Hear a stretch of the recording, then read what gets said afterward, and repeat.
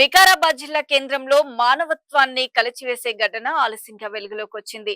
తన సొంత కుమార్తెపై పలుమార్లు లైంగిక దాడికి పాల్పడిన తండ్రిని పోలీసులు అరెస్ట్ చేసి రిమాండ్కు తరలించారు.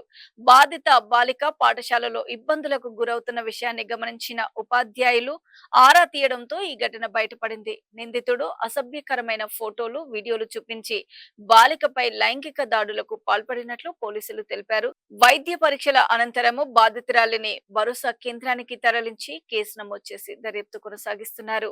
నేను వికారాబాద్ టౌన్ సిని ఈ నెల 27వ తారీఖు రోజు వికారాబాద్ పోలీస్ స్టేషన్ కి ఒక కేసు రావడం జరిగింది. దాని యొక్క కంప్లైంట్ యొక్క సారాంశం ఏంటంటే, ఒక 9th క్లాస్ చదువుతున్న ఒక అమ్మాయి వాళ్ళ స్కూల్ టీచర్ కి తనకు పెయిన్ వస్తుందని చెప్పడంతో ఆ స్కూల్ టీచర్ అమ్మాయిని దగ్గర తీసుకుని ఏం జరిగిందో మొత్తం డీటెయిల్స్ అని తెలుసుకున్న తర్వాత అట్టి విషయాన్ని వాళ్ళ ప్రిన్సిపల్ గారు చెప్పడంతో ఆ ప్రిన్సిపల్ గారు సిడబ్ల్యూసీ వాళ్ళకు, అదేవిధంగా సిడబ్ల్యూసీ వాళ్ళు మాకు మెసేజ్ చేసి మాకు ఇన్ఫార్మ్ చేసిన తర్వాత అమ్మాయిని మెడికల్ ట్రీట్మెంట్ చేయడం జరిగింది.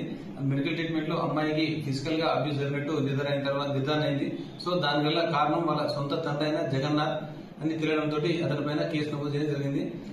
245/2026 పోక్సోలోని వివిధ కేసులు సొంతం తండ్రి రేప్ చేసింది కాబట్టి ఆ సెక్షన్ల కింద కేసు నమోదు చేసి చేయడం జరిగింది. ఈ కేసు నమోదైన తర్వాత అతడు పరారులో ఉన్నట్టు మాకు తెలిసింది. అయితే ఈ రోజు జరిగిన సందర్భంలో ఏమంటే, ఆయన ఆటోలో తన కూతురికి కడుపు నొస్తుందని చెప్పడంతో కూతురుని తీసుకుని పోయి హాస్పిటల్లో ట్రీట్మెంట్ చేయించుకుని వాళ్ళ ఇంట్లో ఎవరు లేని సందర్భంలో అమ్మాయిని బలవంతంగా శారీరకంగా కలిసి తెలిసింది. అదేవిధంగా తన యొక్క ఫోన్ లో న్యూడ్ ఫోటోస్, అదేవిధంగా బ్లూ ఫిల్మ్ చూపిస్తూ అమ్మాయితో పలుమార్లు శారీరకంగా కలిసినట్టు మా దృష్టికి రావడంతో ఆ సెక్షన్ కూడా నమోదు చేయడం జరిగింది.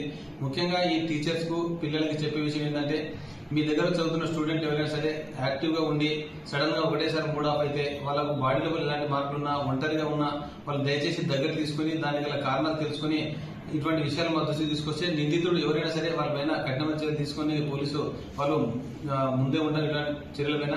కాబట్టి ఎవరు కూడా పిల్లల్ని ఇటువంటి విషయాన్ని తీసుకొస్తే ఎవరు నెగ్లెక్ట్ చేయొద్దని చెప్పడం కోసం జరుగుతుంది. అదేవిధంగా ఈ కేసులో నిందితుడు జగన్నాథ్ ఎవరైతే ఉన్నారో ఆయనకు 2 భార్యలు, మొదటి భార్యకు 3 కూతుర్లు, 1 కొడుకు, అదేవిధంగా ఫస్ట్ భార్యకు 1 కూతురు, 1 కొడుకు. రెండో భార్య చనిపోయింది. అందరూ కూడా ఒకటే ఫ్యామిలీ ఉంటున్నారు.